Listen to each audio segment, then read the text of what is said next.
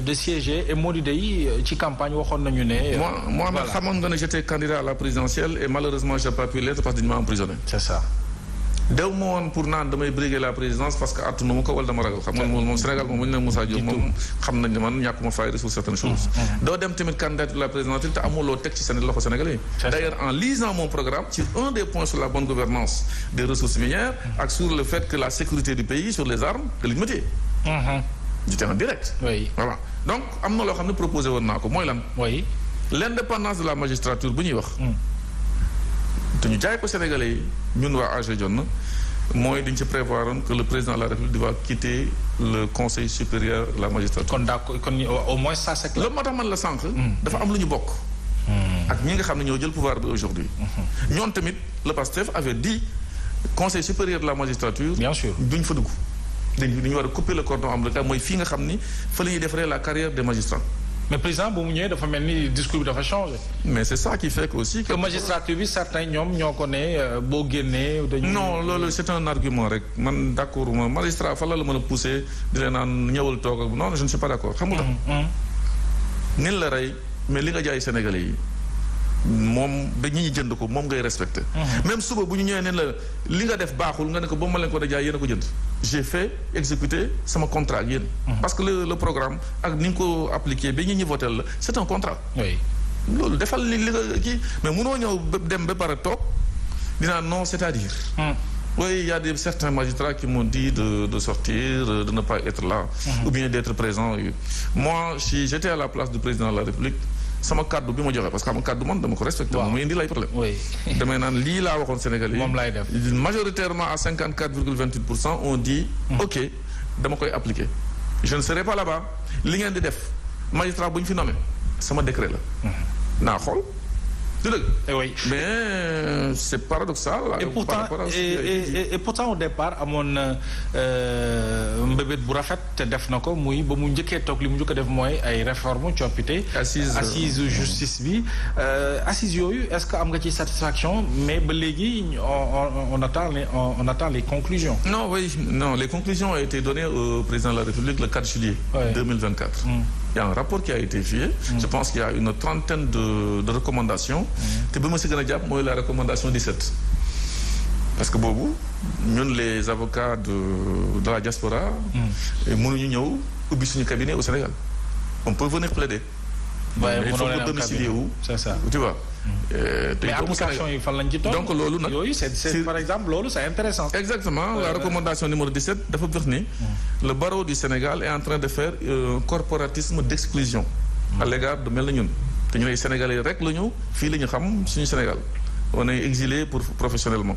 donc ñoom nee nañu il y a disons 439 avocats au Sénégal alors qu'il y a plus de magistrats 510 ce qui est anormal dans un pays de droit.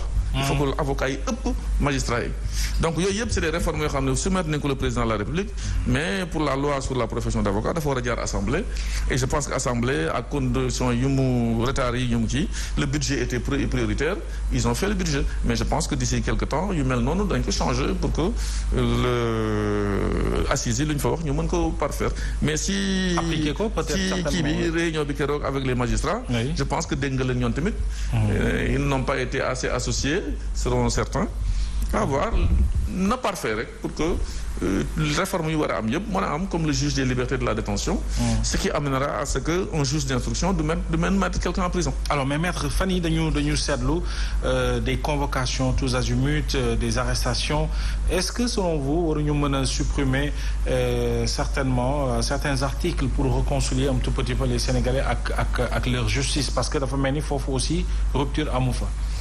alors supprimer. Takarna Sénégal. non je sais parce que loolu yëpp ce sont des choses qui sont passées ici. vous savez man j'ai une certaine manière de faire la politique avec waa AG Jotna am na une certaine manière de am na loo xam ne mën nañu ko def. ku xam sama tempérament xam nga ne man am na yoo xam ne du ma ko tiit. mais nag réew mi moomuñu ko. Et quand je dis les articles liberticides, je voulais dire. Oui, xam naa fi nga jëm, mais je vais citer des articles. Bien sûr. Man mii sax j'en ai été victime. Offense à chef de l'État. C'est ça. Oui, je sais. Tout à fait. Offense à chef de l'État parce que tu as dit la vérité. Et ils ont reconnu par la suite que c'est la vérité. Mais pour pënd bi wàcc, il fallait ñu denc la pour ñëpp noppi. Ba mu noppee ñu génnee la ndànk sans voir le juge. Bref, c'est pour vous dire qu'il y a des articles liberticides, c'est vrai. Oui. Maintenant, il faut faire attention à ce que Sénégal, politique bu nu muy doxee depuis un certain temps, c'est vraiment catastrophique. Tout est permis, rien n'est défendu. Daañu dugg sa vie privée. Daañu saaga par presse interposée. Presse bi tamit ñenn ñi di relayer. Un journaliste ne doit pas relayer des injures. C'est ça. Voilà, des propos ethnicistes. Voilà, yooyu sur des plateaux, ça part dans tous les sens. Oui. Surtout sur la presse en ligne. Loolu tamit ñëpp war nañ ci concourir. Pour que voilà. Et puis le président de la République, c'est une institution. C'est la première institution du pays. Am na wax yu ñaaw yoo xam ne ñu ko fi wax.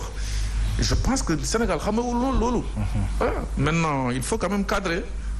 Tenir le taureau par les cornes pour que des débordements n'aient pas lieu. Am na article yoo boo xam ne boo ko dindee les gens vont faire n'importe quoi. Article mi ngi fii l'épouvantail, mais gars les gens se laissent aller.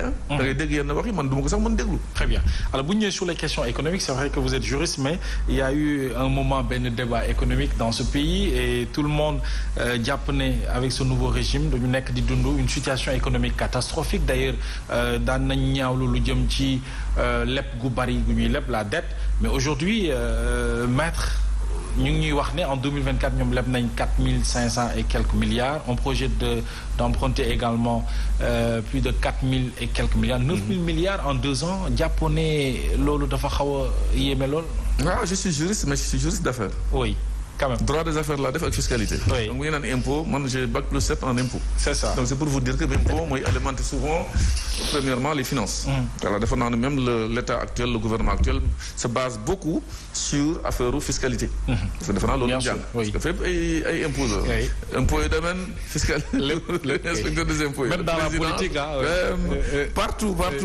ñëpp voilà donc loolu moom je pense que on comprend. Maintenant comme ni nga ko waxee rek la situation est très tendue sur le plan financier parce qu'il y a 2 choses. Nguur gi boobu ñu koy jël au mois mars 2024